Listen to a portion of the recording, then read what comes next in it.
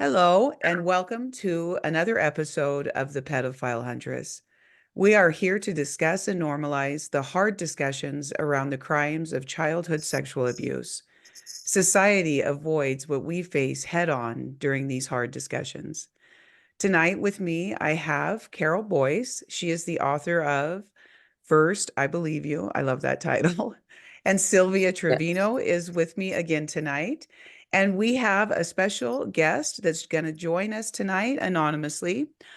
She had been listening to our discussions and she reached out and said she wanted to join.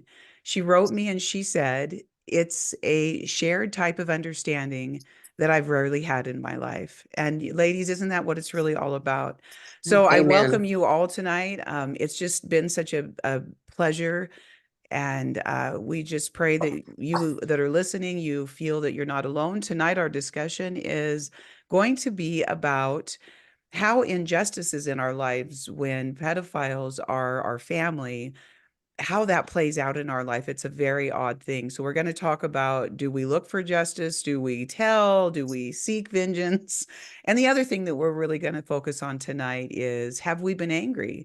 One of the things that I find is so interesting when I talk to survivor warriors, as I like to call them, because they're usually stronger than the average human being that I meet that hasn't been through severe trauma. So I just want to give a shout out to you warriors. Is that we don't, our anger's kind of broken, and the lack of justice that we want is broken, right? Like, I don't know, we're not really upset about our stories the same way everybody else is. So I want each one of us to kind of take the time to say, I'm going to start it with, in my life, it went before I turned 4, I witnessed my father murder a woman in front of me. Now, it was easy for me in life to seek justice for her. Do you know who I didn't seek justice for? Was me. And, Yourself. it was it's just this very interesting thing that Yeah. we are so groomed at such an early age that by the time we hit life, we're not, no, we're not telling our stories, but we're also not seeking justice. So I don't know who wants to start, but I'm curious to really start with, why don't we tell? We've talked about that before. And so that's not really my focus. My focus is, how come our justice seeker is broken? We're not seeking justice. Someone talk about that with me. Well, I'll start if you don't mind. No, absolutely. I think as you were bringing up, it's part of the grooming process. And I think it's our feelings and our emotions never mattered. I never That's felt like so that true. there was any voice out there protecting and modeling being a warrior for me, right? I think that idea, we had to learn that. And I know for me, Mhm. speaking up was not safe in our home. It was completely shut down. So why as adults, would we have some great warrior spirit? I You don't know what mean I to mean? laugh, Yeah. but right, it's broken. I It's mean, Yeah. it's laughter very is broken. acknowledgement that I completely understand that. It's Yeah. so right. And We're and barely I think alive. as we get stronger and we work through things, then that's when we get that real warrior spirit, I think.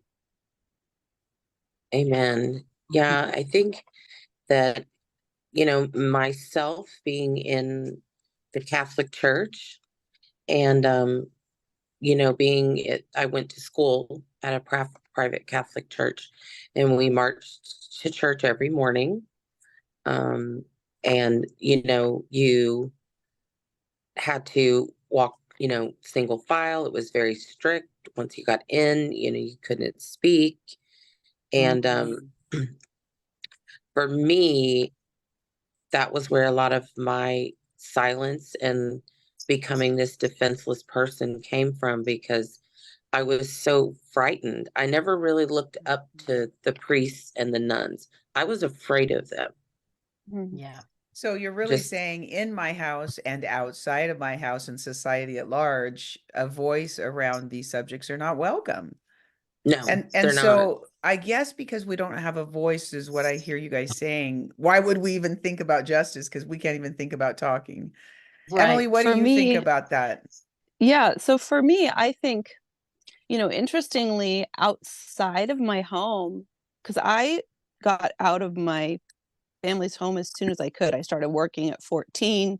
I Mm. went on a summer volunteer mission trip my entire summer between years of high school as soon as I could.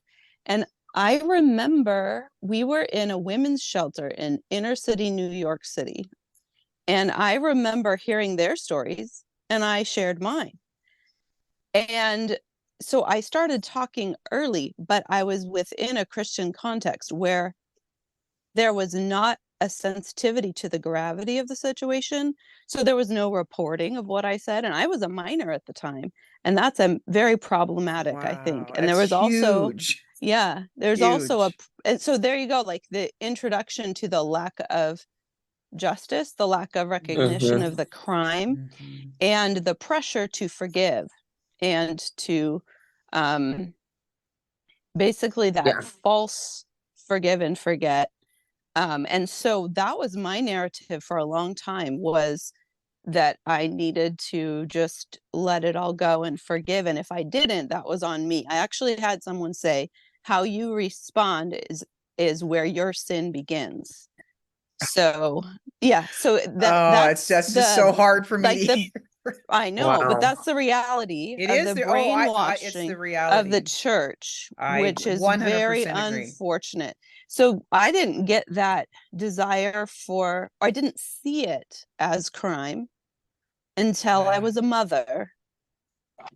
I didn't see it as Mhm. crime till I was a mother. yep, And yep, we I was like, there understand. is no way I'm putting my child in the context with these people. I finally could see them as dangerous. But I was 37, 38 by that time. Mm-hmm. Right, see? Yeah. And right, that oh, Carol, what were you gonna say about that? Well, it's so interesting. We hear over and over and over cases Mhm. involved with the church, and Yep. I'm quite curious about how this all happens, and because the church does such wonderful things also, and it should be a place of healing. Mm-hmm. I was also told a lot about forgiveness and moving on immediately. Now, I'm Mm-hmm. somebody who didn't remember it until I was 36, and I had a little Me girl too. coming up. Mhm. Mm-hmm. So it's a little different that way also. But this whole concept of forgiveness is highly personal, and it's certainly not going to happen until a whole lot of healing has gone on, Mm-hmm. Mm-hmm. if at all. And I think it's it's really because people don't want to hear about it. Mm-hmm. It's just like Right. Jody saying, we're Mm-hmm. talking about very difficult subjects.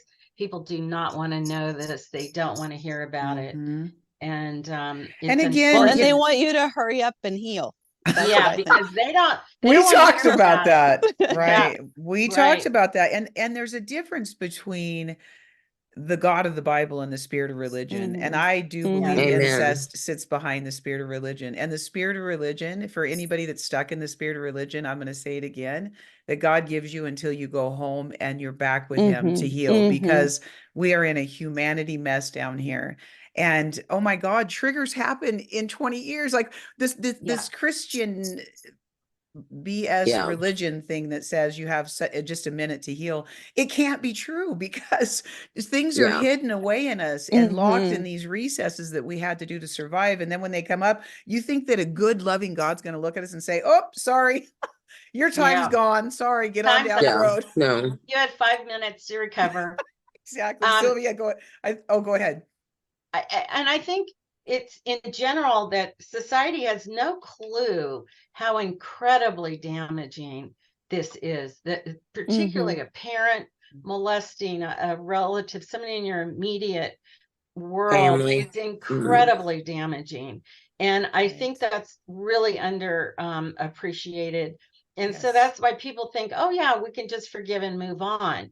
And it's Mm-mm. absolutely not like that No. at all. Mm-mm. So No. We yeah, carry those trauma wounds with us for the rest of our lives. the And rest of our lives. Yeah. it's so fascinating. I'm about to start another life group at church, which is Journey to Heal, by Crystal Sutherland. And it's a Mm. 7-step study to healing through Christ. But, we talk so much about it in every step that, we receive healing and we can find comfort in God. But those trauma wounds are forever. Once we have that wound, the scar is still there. And that's something that we can continue to work on. But, the women that I work with, and it just exactly what we're all saying. And there's just so much shame and so much darkness in the church. It's exactly The religion, it's so true. keeps us in shackles. And then the enemy comes in and, we don't get any freedom. We don't get any healing. No, and right. I just heard a man as I was scrolling yesterday, and he's a cool pastor that actually came through our church, and I can't think of his name, and I apologize. But what he said, and I really needed to hear it. It's okay to cry when you've come through Yes. long-standing tragedy. God gets it, and it's okay to cry. Yes. And I need to hear that again because I've Yeah. done some substantial healing. I mean, around and released myself from deep, deep caverns of fear and that kind of thing.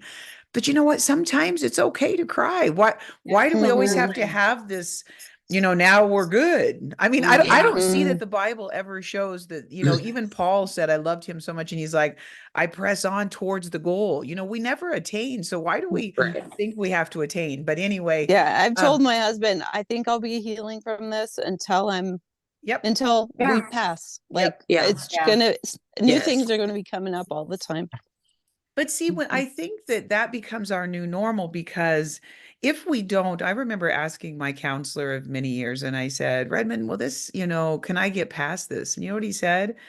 I'd love to tell you will, but you might be 80, Jody, and something could trigger you. And I can't tell you that's not going to happen. Now, if we don't go forward with that real understanding, but the beautiful thing is, I've got tools to get through those. You guys, sometimes I'm so deeply triggered around some really frightening things in my past. I'm stuck for a minute.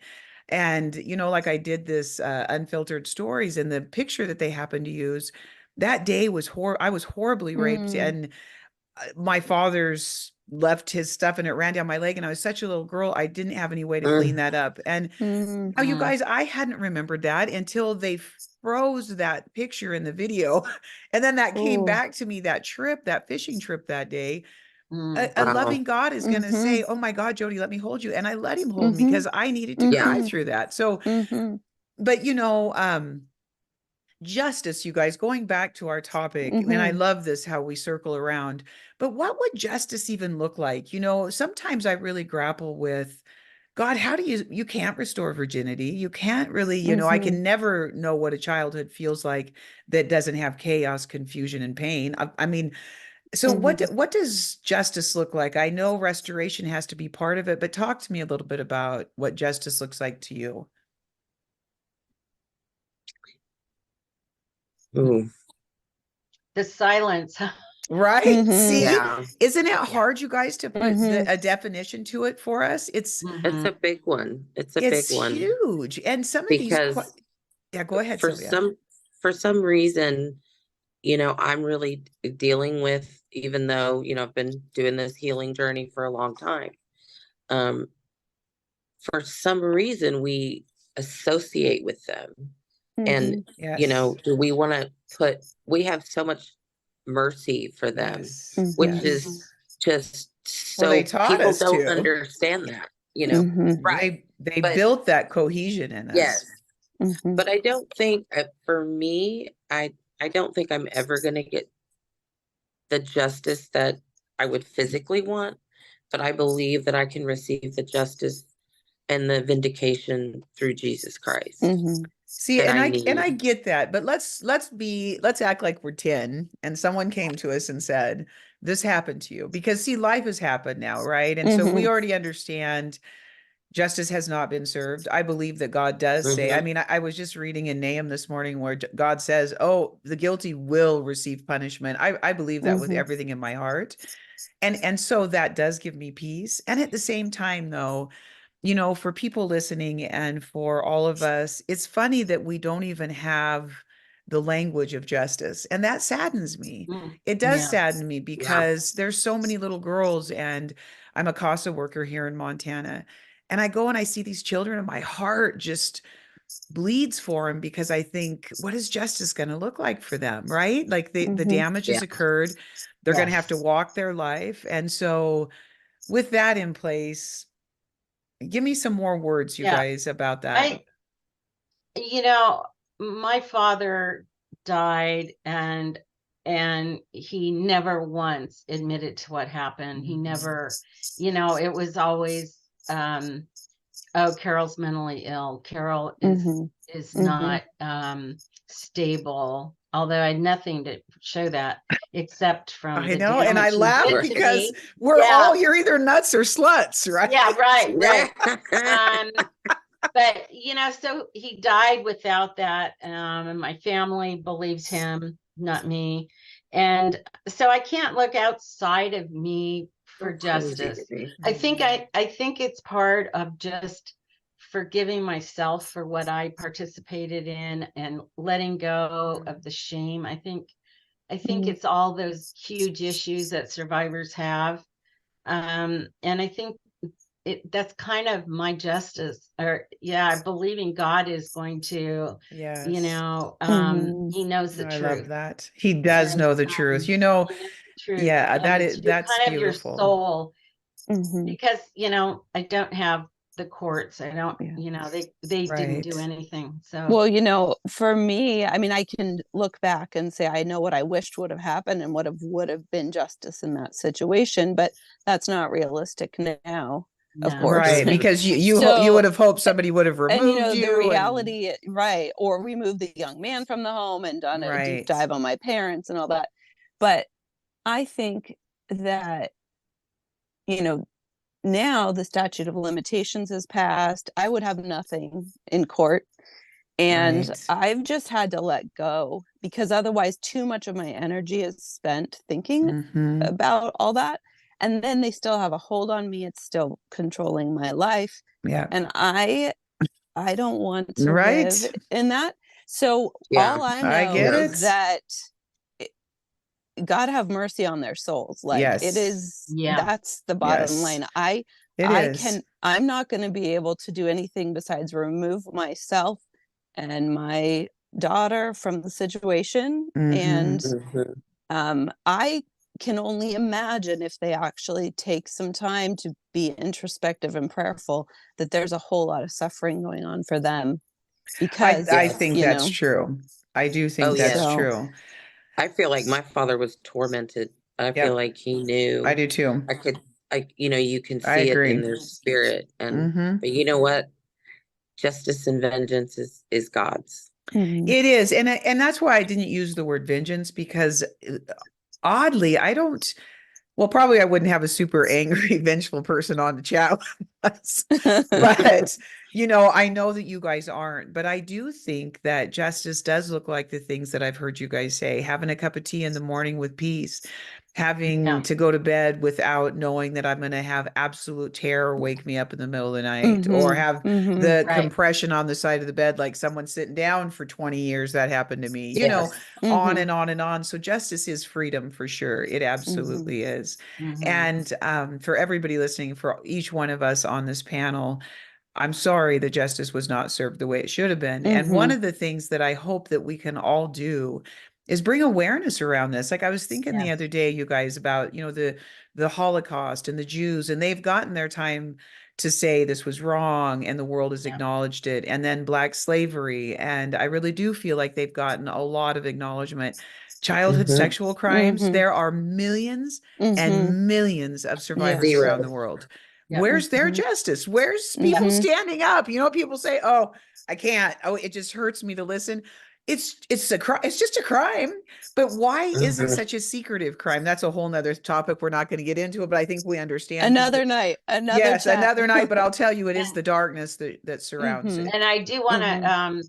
also say that every one of the millions of people that have been sexually assaulted deserve to They have do. a day in court and to Oh, I have their believe Yes. that. perpetrator in jail. And it's really tragic that we don't have that. And honestly, the statutes of Mhm. limitations Yes, do yes, not apply to yes. sexual abuse. They should Mm-mm. not No. be there because Yep. people are dealing with it decades later. And, Yes. No, you know, and so, that's I a mean, just beautiful to thing be to clear on remember. that too. And for Mhm. anybody listening that has children that are Mhm. going through that, prosecute. Mhm. I mean, I wrote a Absolutely. blog Yeah. the other day about the Atlantic, and the Atlantic wrote this article and said that the very fabric of our society would break if everybody came out of the woodwork who Mhm. has been touched by incest. And so if we could please Oh. all start standing up, it would actually help the generation of children behind us, because Amen. you know, It we've sure got to would. change this. These are But crimes. I would also Yeah. say people need to get really safe before, Yes. you know, jumping into Yeah. that. Because I think Nope, back that's to a my beautiful life, thing to say. Yes. I relied heavily on my parents. I was very isolated. I was a homeschooled child. Mhm. So I needed them. I had no way to pursue anything against them because Mhm. of how they ran our household and because of how they designed our life. So I just think if you want to get involved in, you know, prosecuting or in any way questioning a situation, the children need to be safe. There needs to be preparation for what Well, could there happen. does. And I'm Mhm. gonna say though, I stayed in a lot of abuse because I didn't know how to get to safety. And so Mhm. there, you know, I have a sense of urgency in my soul because my children were Mhm. also sexually abused by the man I picked, because of course, you're right. I mean, I came from that. Then I pick a man who's just like my father.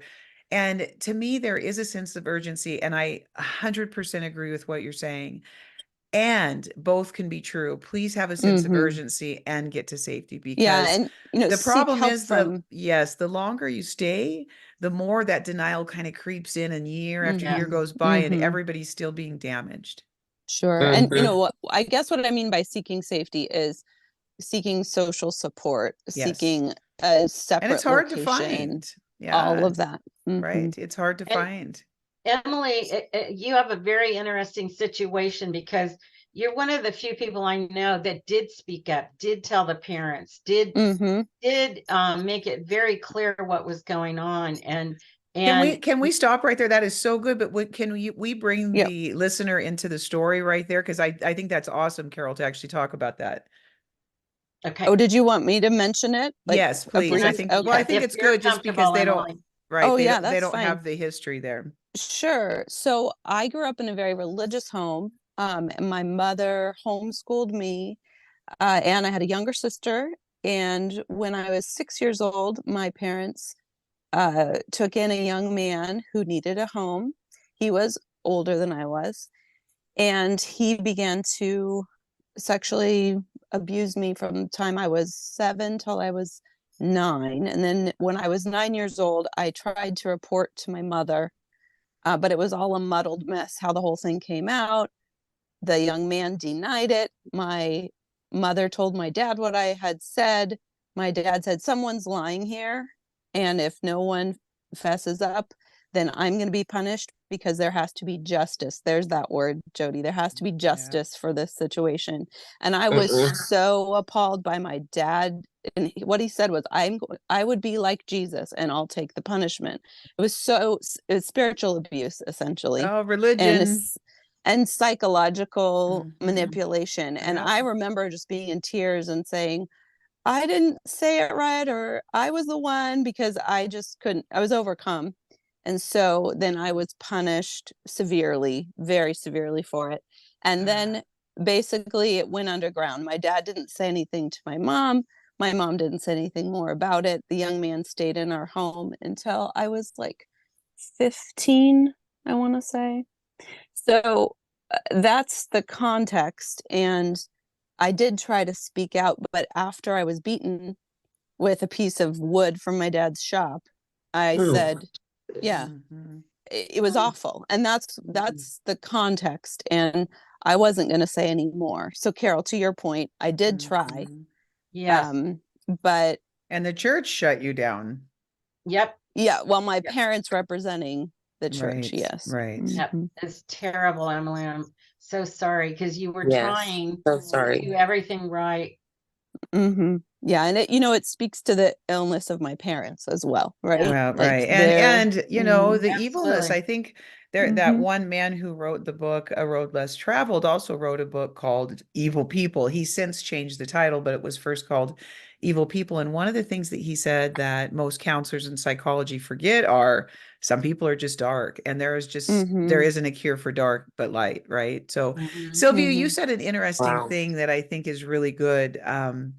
You talked about how commingled we are with the abuser, and particularly when it's our family. And it's like what Emily said, you know, I needed them, I Mhm. relied on them. They're the Yeah. source of our, I've always said this, my father was the source of my nightmares, but the source of my comfort.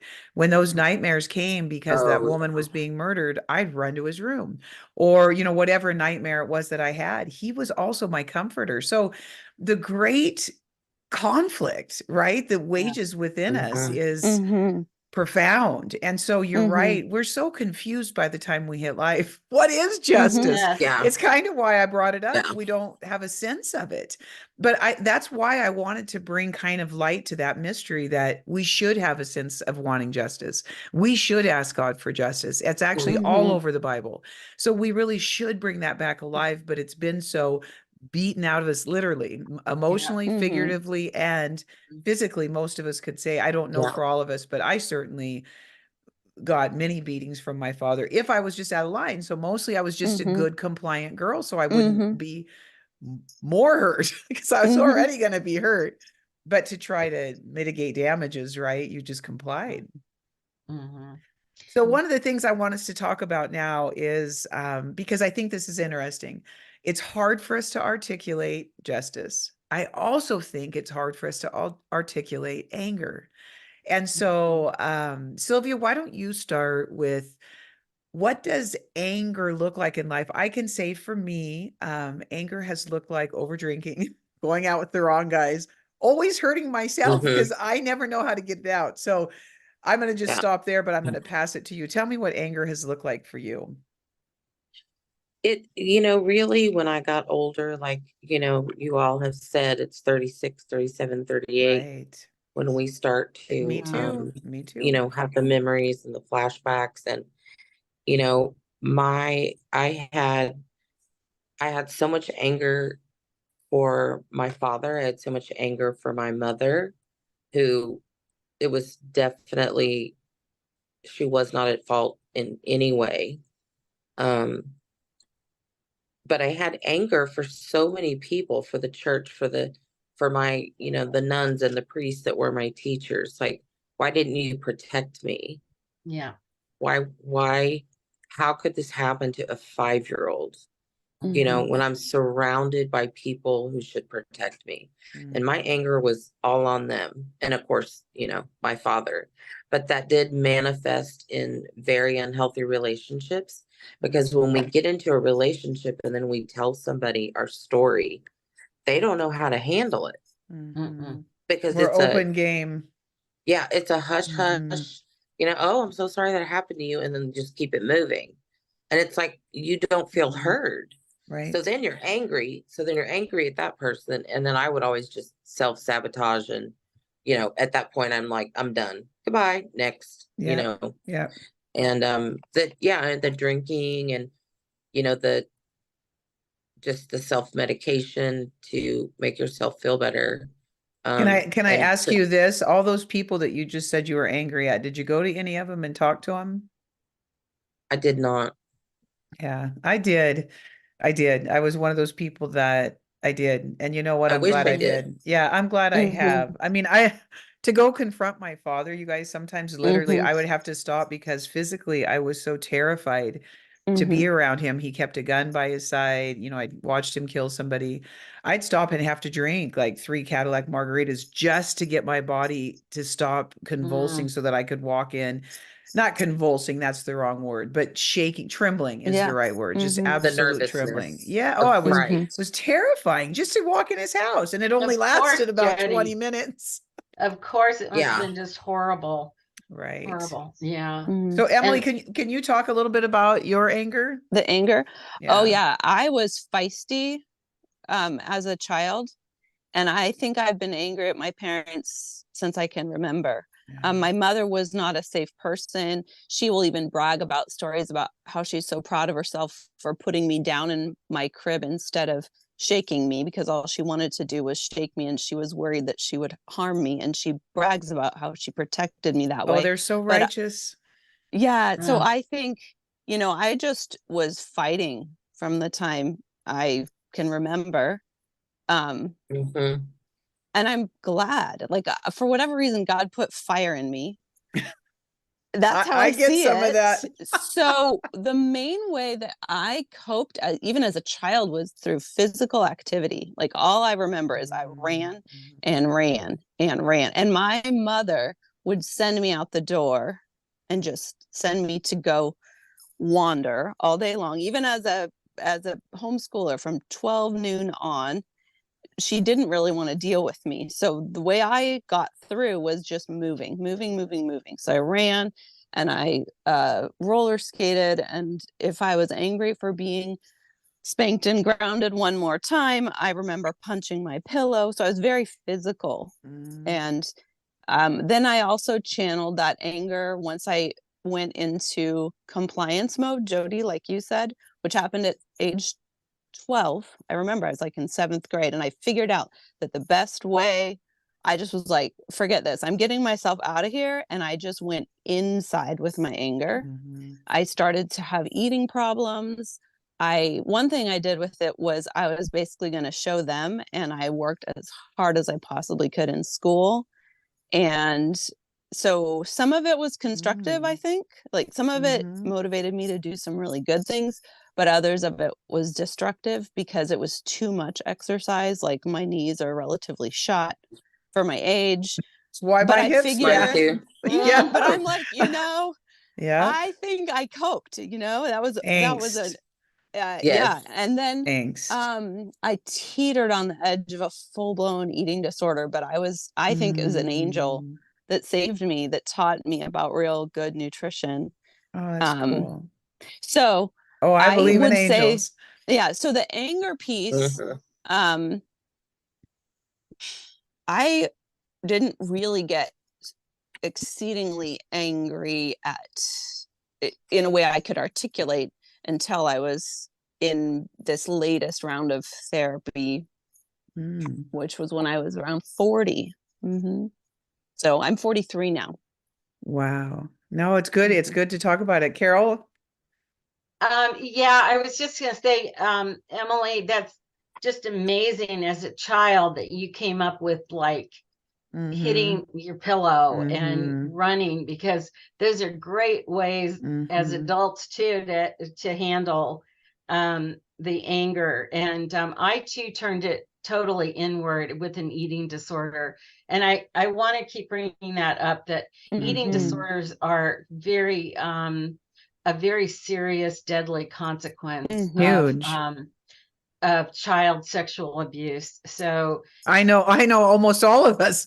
I mean, you know what hmm I mean? So many survivors, you yes, guys. Yes, all of yeah. us Yep. could probably say we have it. I didn't call it that. My kids are like, Mom, you totally raised us with an eating disorder. And they Yeah, struggle right. with Right. it.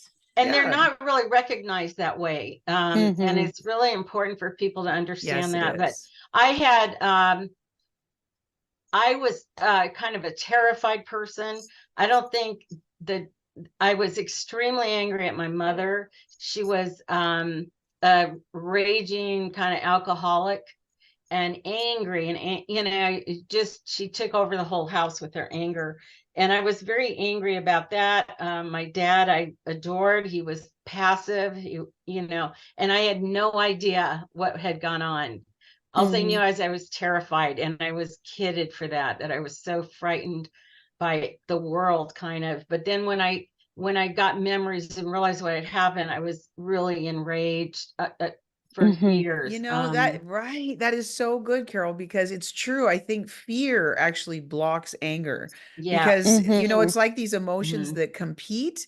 And in my life, They fear was do. definitely stronger. So I just stayed quiet and Yeah. compliant and had all Yeah. these messed up deals that I Yeah. I mean, had I just had to be secretly. compliant. I didn't Right. dare, speak up at all. Mhm. But then, as an adult, that anger, and I talked about this in my book too, is that I started I would drive around, and I'm talking really slowly and in very quiet neighborhood, our neighborhood, and I could just rage and just really let my mom have it, my father have it, my, the world. I was so angry that I didn't have a childhood, that I didn't get that safety, that peace. It still can make me angry. You know, so Especially too, Carol, probably when you see other people, because our abusers were our father. yes, Right. And, when we see families and we see just this, amazing dad, and it's yeah, just like, wow, what must that feel like? And then the anger that yeah, follows, I'm Right. sure you can relate to that. Right. These absolutely. Christian women that, and I love some of them absolutely amazingly, and they talk about God, and I think, well, God, that's easy for them. Yeah, They yeah, haven't lived through all this stuff. And yeah. those are just real feelings that are safe to have, because Like how a can I jealousy. can't, right. I mean, it's so hard not to have those feelings. And I'll just be really honest with God, like, Father, I'm struggling with that. Like, she's Yeah. beautiful and she has this great life, and I know it's not perfect. Like, I'm too old to think that anything's perfect. But those kinds of things are hard. And I think one of the things that's helped me with anger, you guys, as I've gotten older and learned how the tools of healing are, when I have now and I'm triggered and I walk through a memory, I allow it quickly, because I used to always, when something came up in my mind, I used to put it down. Sometimes I'd put it down for years. And I can remember this one counselor saying, Jody, you make it so hard on yourself, because just bring it up. Because like the room the lady was murdered in, all of my life, I knew that room existed. I knew we had gone to a motel room, and I knew, which actually is the very last thing that I want us to talk about tonight. And we might go a little bit over, but we started that. How do we know when there's something hidden? I'm going to start this. It's funny how this is exactly how I wanted us to end, and this is exactly where we moved into. Because unfortunately, I think the reason that we don't know what justice is, we don't have anger, is because, by God, you guys, we're blocked. We have all of these hidden things in our souls. And so there is no agenda around our story, because we don't have our story. And so, like that, with the murder particularly, although with my mother's abuse, I really blocked that deeply. It was the last abuse that came out. But I always knew, all of my childhood I had, these are the signs. What I want to talk about right now, you guys, are the signs of what it looks like when we have blocked memories. So when I was a child, I had a reoccurring nightmare of my father in my bedroom, but now that bedroom had become a office. There was a woman in front of him. He raised up her skirt and began to rape her after he shoved her down, and it would stop. I had that, you guys. I mean, literally a reoccurring nightmare all of my childhood. I never knew what it meant. And I always knew that there was this motel room we had gone to. Now, my father let his buddy, I wasn't trafficked. My dad was too cheap for that. He just gave us away to his friends. But I thought that maybe that had just happened. So that's how I knew. That's one sign. I could tell you many others, because I had leg cramps, all of debilitating leg cramps, all of my childhood. I'd wake up and take hot baths. Talk to me, you guys, about why we know there's something hidden in us. Because often people will say to me, I think I was abused. And you know what I want to say? If you think you were abused, you were abused. Because people don't say, I think I was abused, if you weren't. So you guys talk, let's bring to bringing again, taking away that the shroud, that mystery around all of these childhood things. Let's talk about that. I don't care who starts, you Well, guys. I will jump on in. I also I had two recurring things. I knew every single night I went to bed, I had the same vision that there were two men outside my window. I had this huge patio window, and I knew they were just waiting for me to go to sleep so they could get in and hurt me. And it was just part of life. I knew I was going to be hurt if I went to sleep. And no idea where that came from. I never told anybody, but I always had it. And so I guess that nightmare piece is pretty common with children being abused. It's coming out at night. And also I was kind of the kid that was too perfect because I was terrified to do Mhm. anything wrong. And I think I was a very, very overly compliant.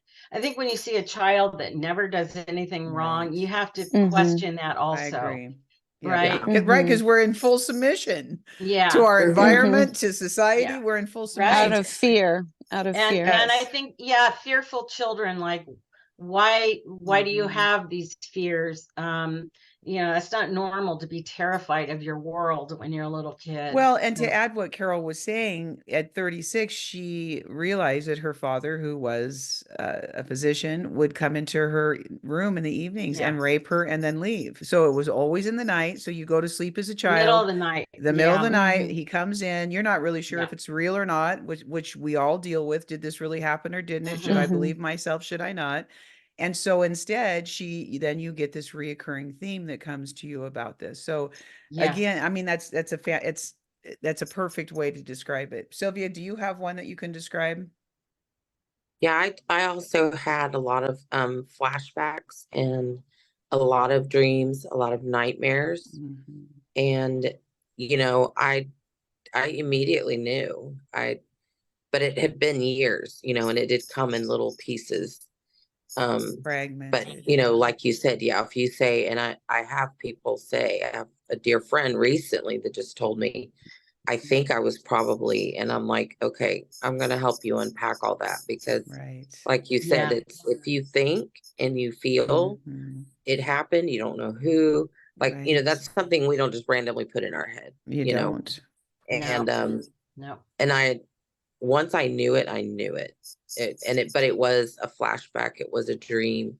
That's how it came to me. Because I think we want to protect, we put our protectors on. So if Mhm. in the real world, if we really admit it and we see, then we have to deal with it in the pain. So then we Yes. stuff it Oh, and then it 100%. manifests and it comes out in our Right. dream, And we you talked a know. little bit about that last time. Yeah, to avoid, Yeah. more significant pain. That's so true. Emily, you started with, when we were talking before we began recording, you talked about knowing that you have other things that are hidden. Can you talk to us about why you made that Yeah. statement? So as my daughter is growing up, so she had Mm, just turned 7, and I know there's going to be more coming.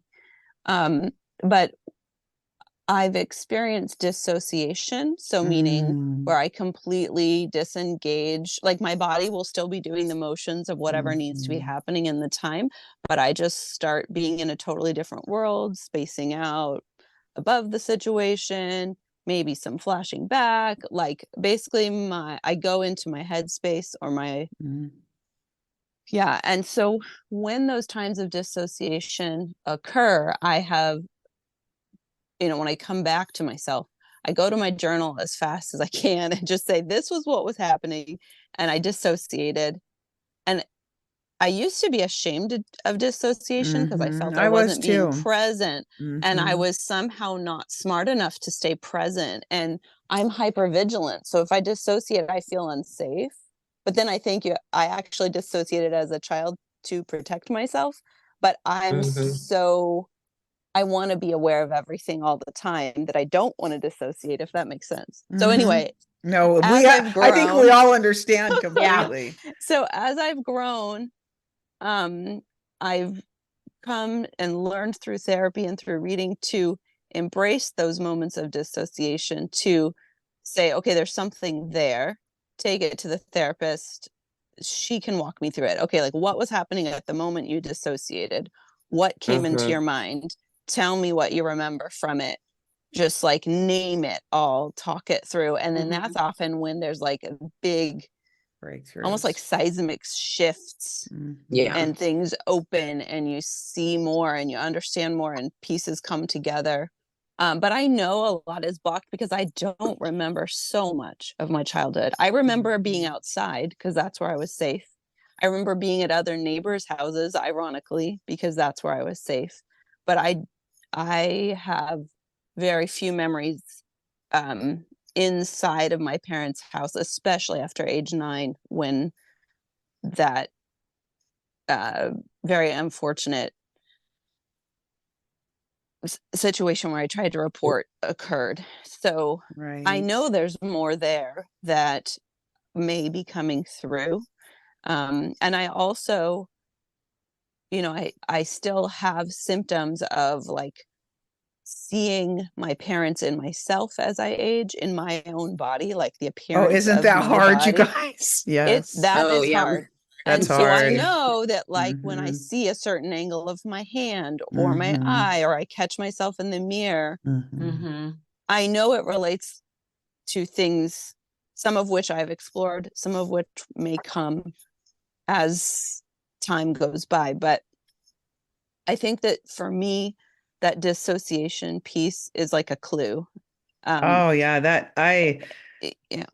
I think that is so, can't we all agree with that dissociation? When she brought that up, that is, I can yes. remember this specifically this one time. I was raised in the Northwest and we would go to the beach all the time, including, when I was a child, when I grew up, my kids, and then as an adult, um, with can't even remember which husband. No, I can, because I've been married a few times. Because when you come through these things, for me, relationships have been incredibly difficult, and I'm sure Mm-hmm, we're gonna actually have a panel about what that looks like, because it's terrifying actually to be in a relationship. But I had a dissociation. To me, all of a sudden everything looks foggy, and literally it mm-hmm, looks foggy, and Mm-hmm. I realized as I went through healing, I got keenly aware that my environment was foggy. Literally, it looked like fog was around me. And I remembered what Redmond would teach me is if you're in a dissociative state, and it's like what you said, to move through that dissociative state. And that time that happened so severely at the coast, just another memory of my parents with their mm-hmm, friends and some terrible abuse that happened there. But they were all out on the fire.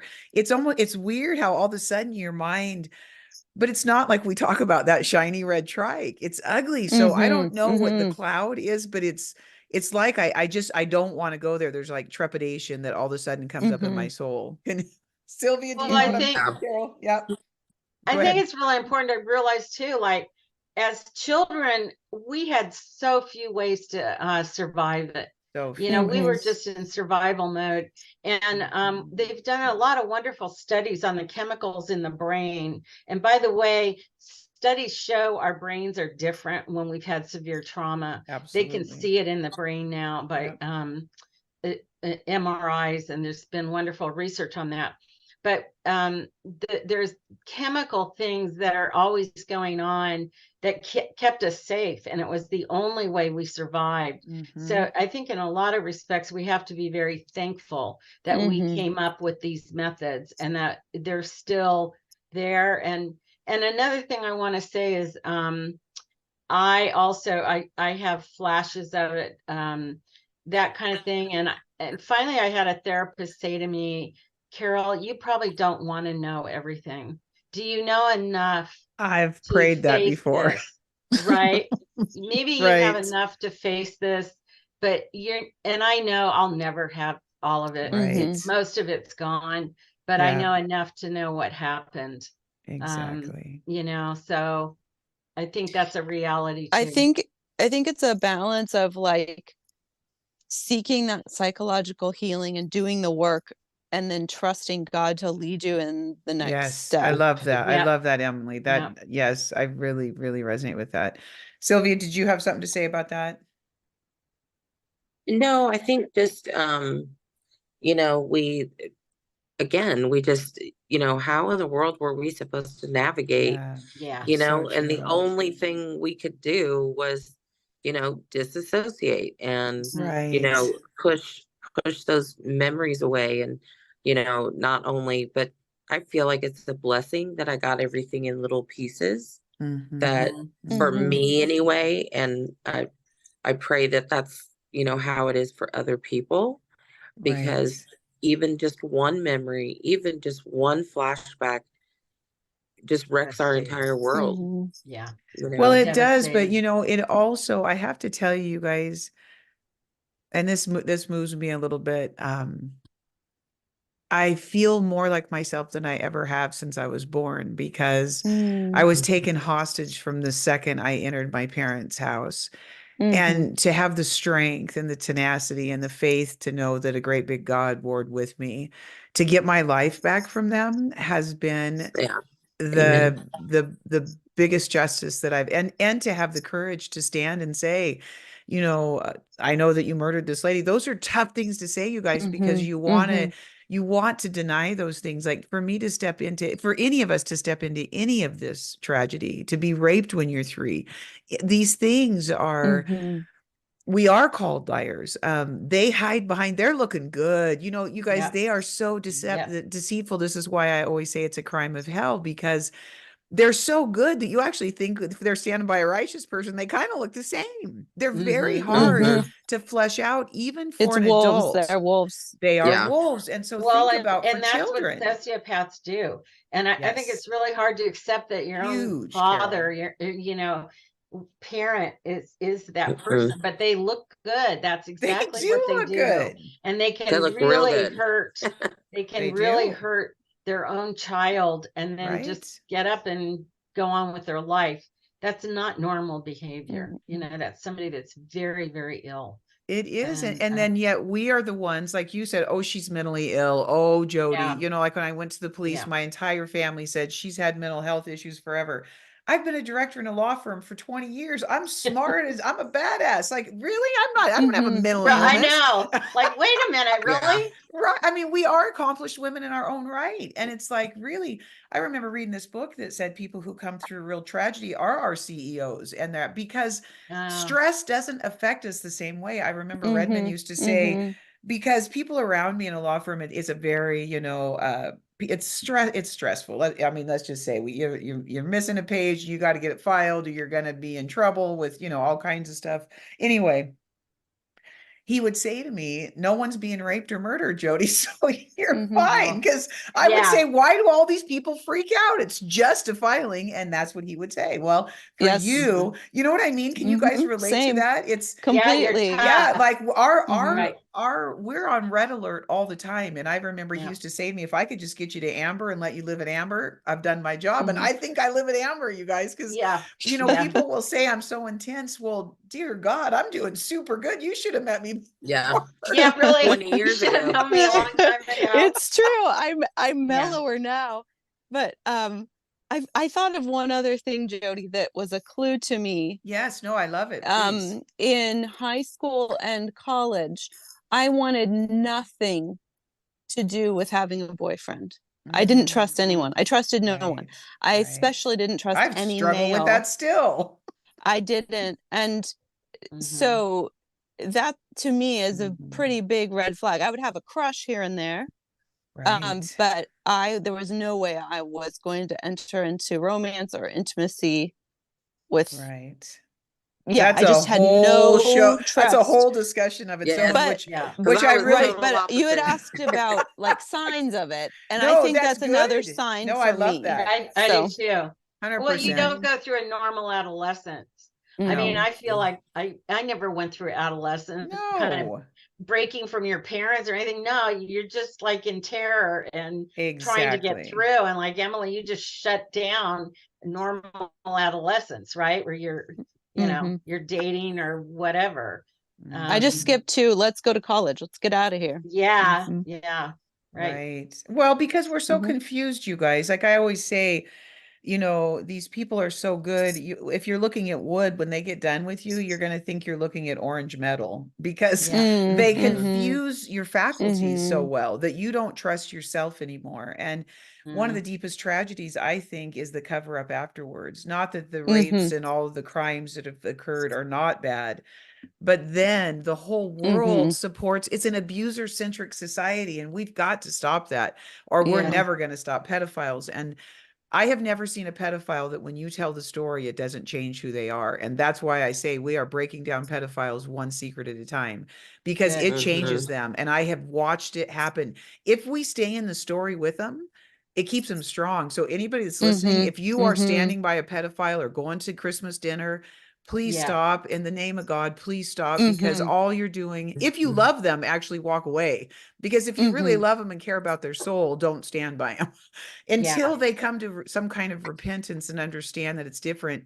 even at that time, you'd have to have really strong boundaries around these people who They're not move into, safe. they're not safe. They're not Pedophilia, safe. that Mhm. you are Yeah. so given over to darkness by the time you move into that. They're not Mhm. safe. And I don't care what they're telling you, they are not safe. You need to have a Amen. cavern of safety between you and that abuser. So Yes. we are at time, and this has been so wonderful, but Carol and I have been working on some topics to bring back to you. And we're going to continue these panel discussions. I think I'm going to keep it with our base and then add guests to come, because it's just, Yeah. for me, it's comforting and it's good. And I just love this time. And so I wanted to stop with, we started with these people are evil. In my book, I wrote a book called A Prisoner by No Crime of My Own. One of the things that we talked about today was how it's hard for us to see who our family is. I'm going to read to you guys a couple paragraphs of what my daughter wrote about who she saw my parents to be. And this is what she said. My oldest daughter describes her grandparents here: the devil with a baby face. As he grew older and darker, his skin seemed to drape over bone, a white skull's face. Eyes so dark they seemed a cavern through which the light was pouring. A pinprick of red in the center, perceptible to even the smallest in the family, a physical embodiment of eternal war. He was always watching, always listening, his cold Tatalian breath forever on my neck. Grandma had a face filled with a desperate yearning of malevolence, and she made a home where harm was the norm, where evil settled in the corners like dust. In her, there was a blankness that held unspeakable darkness if one were to scratch at the surface.